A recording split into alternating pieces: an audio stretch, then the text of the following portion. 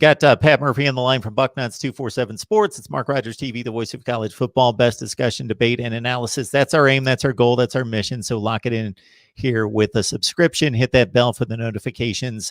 That way you know when we're going live and post content. All right, let's start from the top. Justin Fields made, and I will say this in a sports context, a heroic performance.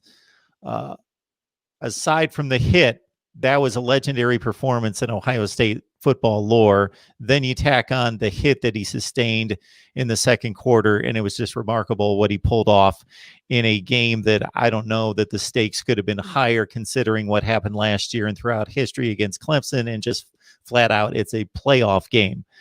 Can you add anything more to what has been said about Justin Fields? Because I thought it was amazing considering all that I just mentioned, plus on top of that, the scrutiny and criticism of his play coming in, and he just comes through in the clutch. Yeah, it was a performance to remember for sure. He completes, it throws 6 incompletions, which was the same amount of touchdowns he threw.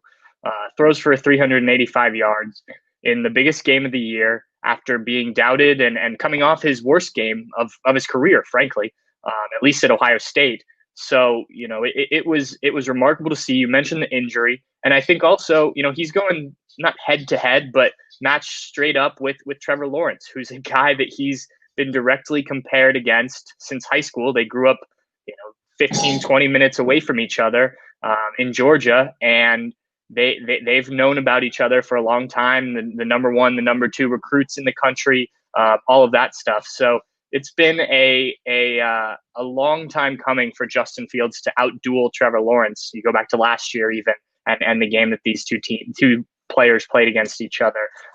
So yeah, there was certainly a chip on his shoulder, I think, going into that game, and I think you saw that. I think you saw the motivation of him to not only play well, but after he takes that hit to get back in the game.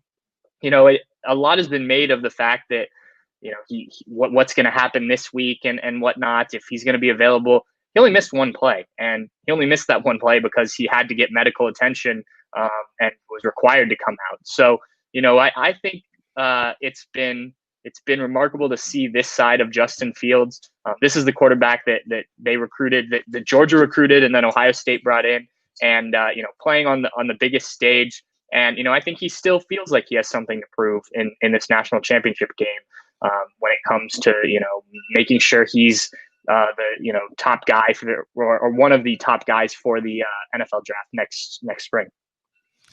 Yeah, Trevor Lawrence, of course, considered the number 1 guy, and then Justin Fields outduels him. I'm not going to make it a boxing match. It's a football game, and other players are involved, but he certainly stepped up to the challenge, and the Ohio State defense at least contained Trevor Lawrence. Now we move on to a matchup where I'm not going to sell Mac Jones as some Cinderella story. He wasn't like he was a 2-star or anything like that, but didn't come into college football with the expectation of a Justin Fields or a Trevor Lawrence. Following Tua Tagovailoa was not, the marquee guy that people had all these expectations, but man, he is playing lights out as well.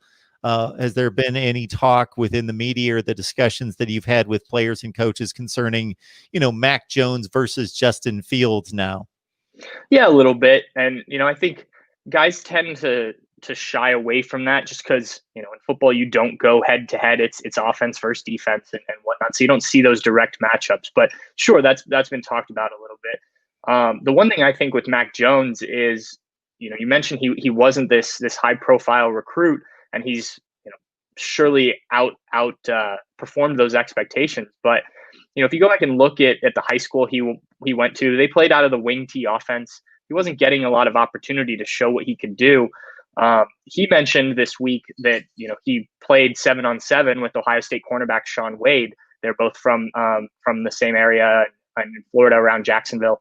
And Shaun Wade then talked about his memories of Mac Jones, and just that he can make every throw, and he can do all the things. He's not a dual threat quarterback, but in terms of his arm, he's got the talent there. So I think it's interesting just because a guy like that, committed to Kentucky, probably under recruited just because the offense he was in, still somehow ends up at Alabama And credit to the Crimson Tide for identifying him and, fights his way into this job. I mean, let's not forget there's a 5-star, kid right behind him, a true freshman that came in, and they had a quarterback battle this year. He held Bryce Young off. So, I think Mac Jones, despite what the recruiting rankings might say, has proven this year what a player he is, and he has tons of weapons. I mean, and so does Justin Fields. I mean, I'm not trying to disparage Mac Jones, but that certainly makes life a little bit easier when all you need to do is get the ball to those guys and let them go to work. But he's done that, and that's really all that Alabama asked him to do this year. So you make the connection there, Pat, between Shaun Wade and Mac Jones. Did in your conversations run across any other player connections, coaches connections that are significant? There are a couple that were brought up throughout the week. I don't know if any of them were significant. I think one of the Ohio State offensive linemen or someone may have played with someone on Alabama, but nothing of note. Kevin Wilson's been in the business so long; he seems to know everybody. When he's talking about coaches on the other team, he refers to them by just their first name. He did that today when talking about Pete Golding, the defensive coordinator for Alabama. He just said Pete, and then had to hesitate. And Pete Golding, the defensive coordinator. So, it seems like anytime we talk to Kevin Wilson, he knows somebody coaching on the other side of the ball. But yeah, there haven't been a ton of connections, between guys that at least were talked about throughout this week. Mark Rogers TV, the voice of college football, breaking down the national championship game, Alabama, Ohio State. Pat Murphy on the line, joining us from Bucknuts, as he does on a regular basis. Please join his work and hit that bell for the notifications once you have subscribed here. All right. Mac Jones made the comment this week, and this says a lot considering they faced a Texas A&M defense that was a top 5 to 10 unit in the nation, and a Georgia defense that through much of the season most people considered to be arguably the best in the nation. Mac Jones made the comment that this is going to be the best defense that he's seen this year. Yeah, I thought that was interesting because as you and I have detailed throughout the season, I'm not sure Ohio State's defense quite qualifies for that. The rush defense certainly does. I wrote about that this week, how good both teams have been really against the run. It's the pass defense that both teams have struggled with. And Alabama's been better, especially of late. Take out that SEC championship game, but they were going against a Heisman Trophy caliber quarterback in Kyle Trask. I think the niceties leading into these games are good. You're not trying to say anything it's going to be a bulletin board material type of thing. At least in this case, it's happened in other games. But I think that Ohio State's defense is certainly good. There's a reason they're in the national championship. They did, as Nick Saban said it this week about the secondary. They played well enough against Clemson to get here. The front seven was great, getting to Trevor Lawrence, stopping Etienne, and the secondary held as much as they needed to, and I think that's the key here.